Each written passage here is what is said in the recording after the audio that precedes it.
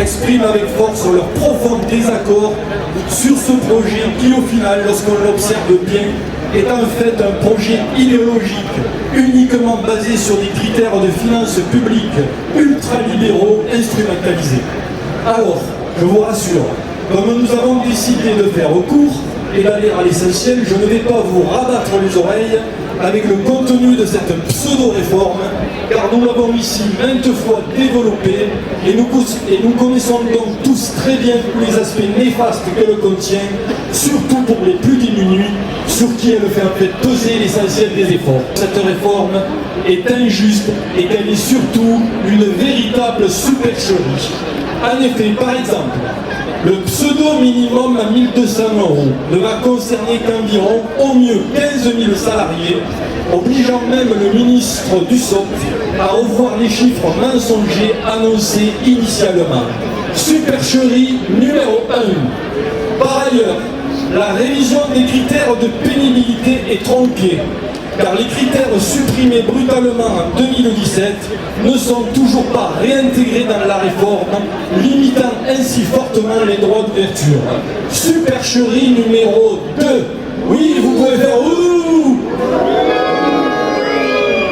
Il y en a encore 2, entraînez-vous. De plus, sur l'emploi des seniors, la création d'un index gadget ne servira à rien, puisque non impératif pour les entreprises qui pourront donc continuer à licencier les plus anciens. Supercherie numéro 3. Enfin et bien entendu, le recul de l'âge de départ à 64 ans, véritable et terrible injustice qui de plus ne réglera absolument rien, car ce n'est pas en actionnant ce seul paramètre que l'on peut assurer la pérennité de notre système de répartition auquel nous sommes tous et tous très attachés. Supercherie numéro 4. Super, vous êtes super, on va remplacer Drucker. Parce qu'au fond, voyez-vous, tous les acteurs, tous les experts sérieux savent très bien que si une réforme est possible pour conforter notre système actuel, ce n'est certainement pas avec celle-ci. En effet, améliorer notre système devrait passer d'abord par changer nos façons de travailler, en intégrant tous les critères de pénibilité, y compris les risques psychosociaux qui font un ravage parmi les salariés du public et du privé. Bonifier chaque trimestre travaillé dans un métier pénible. Revaloriser les carrières des femmes qui perçoivent actuellement en moyenne des pensions inférieures de 40% à celles des hommes. Là, je vous entends, les femmes.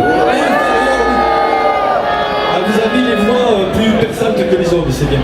Optimiser l'emploi des seniors, dont la France a un des taux les plus faibles d'Europe. Reste, mes amis et camarades, et là c'est important, le sujet hypocrite de l'équilibre financier. Et là, nous sommes tous et toutes ici totalement et intégralement certains de vous affirmer qu'il s'agit non seulement d'une erreur d'analyse, mais peut-être même d'une grossière tentative de manipulation. En effet, il est tout à fait possible d'assurer l'équilibre sans travailler plus, c'est juste une question de volonté politique. Ainsi, par exemple, si on ramenait les aides colossales et peu efficaces accordées aux entreprises au niveau de 2018, tenez-vous bien, cela représenterait environ une cagnotte de 60 milliards d'euros. Alors que, oui, c'est une honte, alors que le déficit prévisionnel n'est que de 12 milliards. Vous voyez un peu là la différence. Ensuite, si l'on augmentait le taux d'emploi, cela augmenterait mécaniquement le nombre de cotisants, donc le volume des recettes, que ce soit dans le privé ou le public, où les besoins sont très importants. Et enfin, un sujet sensible, si on augmentait seulement de 10 points le taux d'emploi des seniors, cela générerait à moyen terme une recette de 50 milliards d'euros. Et seniors, à vous? Avec tous ces exemples, on peut voir que des leviers fiables autres que l'injuste rallongement de 2 ans existent et que donc ça démontre bien que cette réforme est discriminante et donc idéologique. Aujourd'hui, la phase parlementaire arrive à un point sensible avec la fin de la procédure au Sénat. Néanmoins, nous devons constater avec tristesse que contrairement à nos actions intelligentes, ciblées, le spectacle donné par certains au Parlement est très décevant et les Français et les Françaises le vivent mal. Quand on voit par exemple que ce Sénat a eu le culot de voter la fin des régimes spéciaux, mais a maintenu le sien. Très franchement, on a la nausée. Quand on voit aussi que ces mêmes sénateurs ont eu le culot de voter l'article 7 et les 64 ans, on a encore plus la nausée, tant c'est indigne et même honteux. D'ailleurs, vu justement ce qui vient de se passer au Sénat, où le gouvernement, vous avez dû le suivre hier et ce matin, vient d'enclencher symptomatiquement la procédure du vote bloqué, si jamais l'exécutif choisissait également le passage en force à l'Assemblée nationale avec le recours au 49.3, ce serait pour lui un échec énorme, pire un aveu de faiblesse et d'impuissance qui devrait conduire à la démission de la première ministre, de fait désavouée.